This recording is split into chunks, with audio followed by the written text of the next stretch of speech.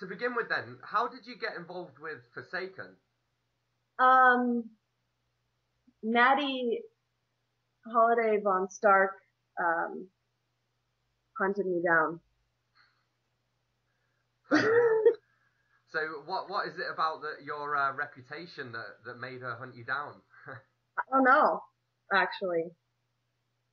I don't know. The only thing I know that we have in common is not a good thing. It's, I didn't notice her till she was friends with somebody that I was friends with before. This guy who was really crazy, like really, really crazy, like psychopath, ex-con crazy, who was paranoid that he was being hunted by Satanists. And he would talk to me all the time about her. He was obsessed with her. And, then then he thought I was one of the Satanists who was hunting him down. And so he blocked me. And, then I noticed that she was around. Well, I'm in the circle, the literary circle that I started out in is the, like, Bizarro circle. And so that kind of branches out into other indie publishers. And, so there's like all these overlaps. Yeah, that makes sense. And so tell us a little bit about your work to date. Well, I started writing, flash fiction, and, it's primarily, I'd say it's like surrealistic body horror is what I'd call it, splatterpunk influence. And I tend to always go back to that, like the story that I wrote for, the zine that's coming out with Forsaken, the horror zine. It's the first time I like really tried to rein myself in more, so because I was like, I'm doing straight horror, like this isn't Bizarro. And, it was really hard.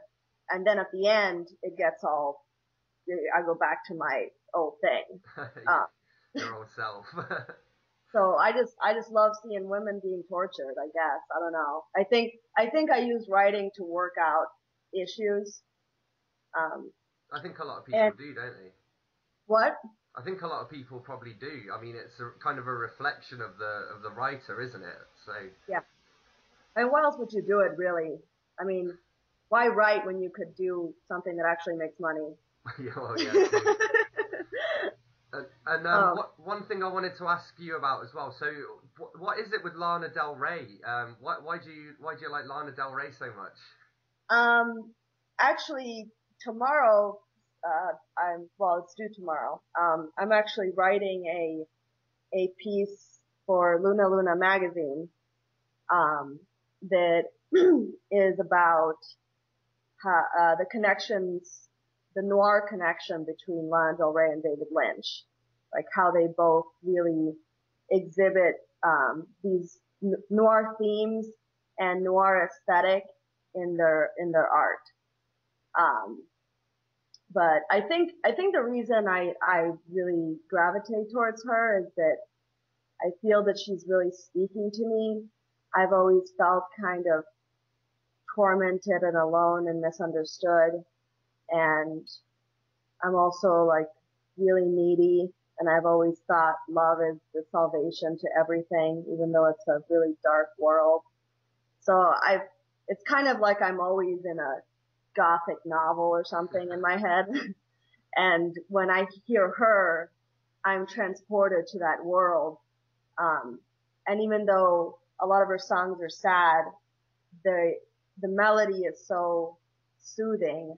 It's kind of like Roy Orbison.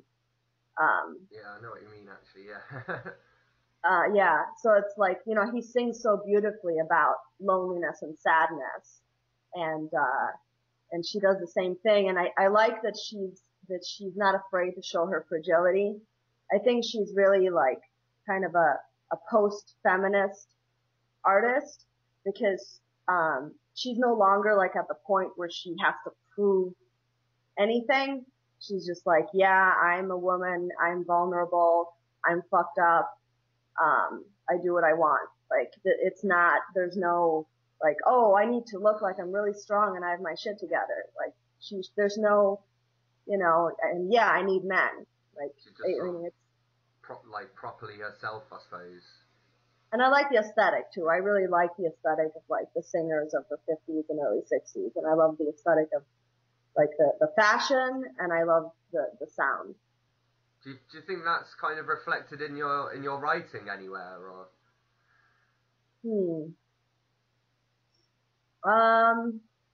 Maybe. I grew up with a lot of Victorian literature. My writing before, when it wasn't good, was like, I was trying to write like they did in that time, and so it was really wordy and ridiculous. British Victorian literature, no less. But I am kind of like obsessed with 50s themes, I think, of like I like Mad Men. I like, there's something about when things are more constricted, you almost see more. Like if everything is just hanging out, it's like burlesque versus like a striptease. It's the art of the tease, and like it's less is more kind of thing as well. Yeah, yeah. So I think like in Hitchcock movies, you know, there's a lot of stuff that goes on set, you know, and he loves his icy blondes, you know, there's like the icier and blonder the better, because and he said, and I think there was an interview with Truffaut, he's like, you just know they're like crazy in bed, you know, if they're like that, like there's fire, that ice is like covering up a fire that's burning really hot underneath. And obviously, you mentioned sort of the sort of Victorian literature kind of influence, but what other kind of stuff do you read? I think actually the what I've read that has had the most influence on me is poetry. Primarily Sylvia Plath and the French Surrealists. So Baudelaire, Rimbaud. I didn't like Verlaine that much. But yeah, surrealist poetry, and I'd say Sylvia Plath's poetry is expressionist poetry, because it has kind of like if it was the poetry form of an Edvard Munch painting, like that's what she does. She's externalizing her inner terrors and making them into like an actual physical landscape.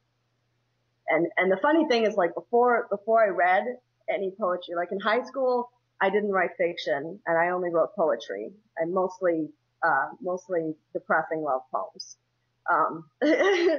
Another thing I have in common with Lana Del Rey.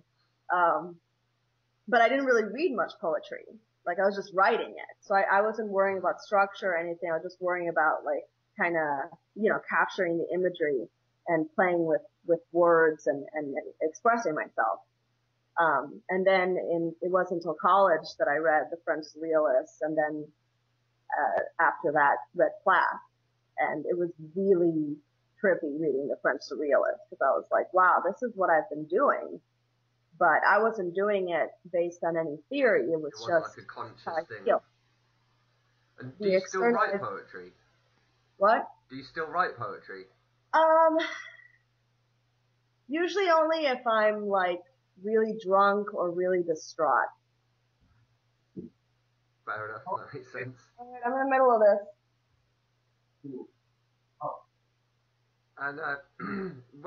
And what's like next for you in your books? What are you working on at the moment?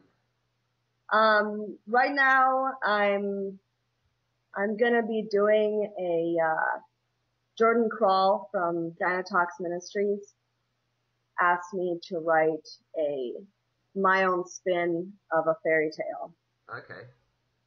And which is right now, and what has influenced me also, it's besides poetry, it's primarily fairy tales.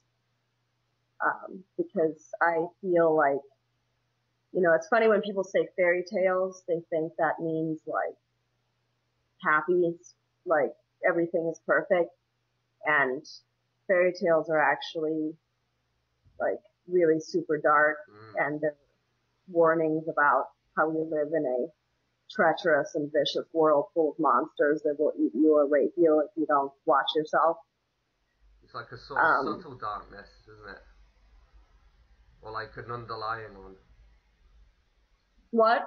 I said it's kind of like a subtle darkness. Yeah. I mean, not so subtle with the, like, you know, the Grimm's versions, like, a lot of people think the Grimm's versions are really dark, but those are actually, watered down from the original oral tales they took them from. And then Disney, of course, waters them down more. But, I mean, it's amazing how many Disney movies are actually really fucking dark. Like, Pinocchio is really dark. And, the book it's from, that wasn't like a Grimm story. That was an Italian, writer, Carlo Collodi, I think. That story was really, really dark. And it's like a book. It's like a book like Peter Pan is. And it's actually about, how, the lower class children were treated in Italy at that time. And like, how they don't get to have a childhood. So it's really sad, and how they're exploited and used by people and made to work and all that.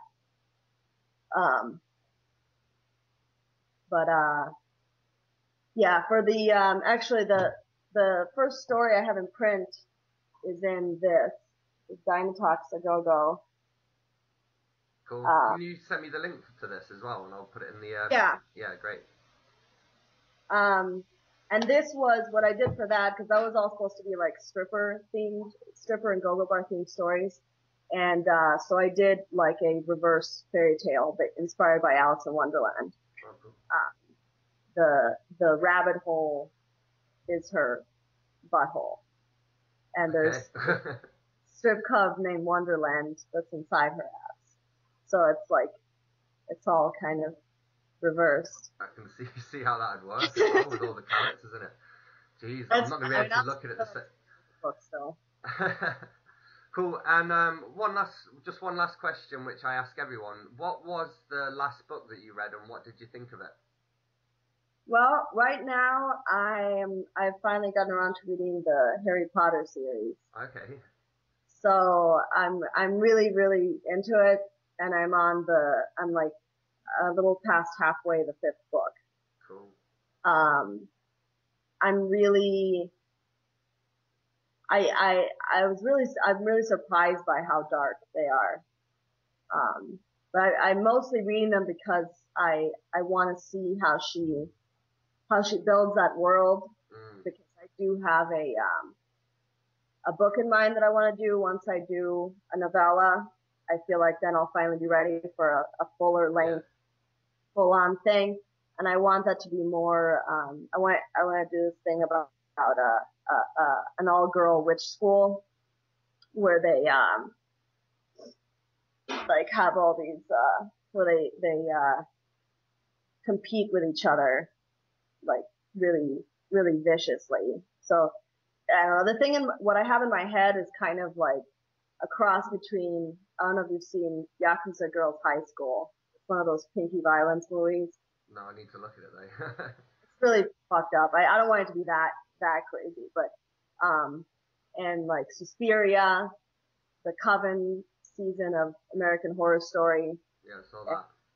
The crap. So like, kind of like badass witch chicks doing cool stuff and also facing like big danger and a lot of like, power struggles, like going all the way up. Like it's probably gonna go past just the school. It will involve the real world. Yeah,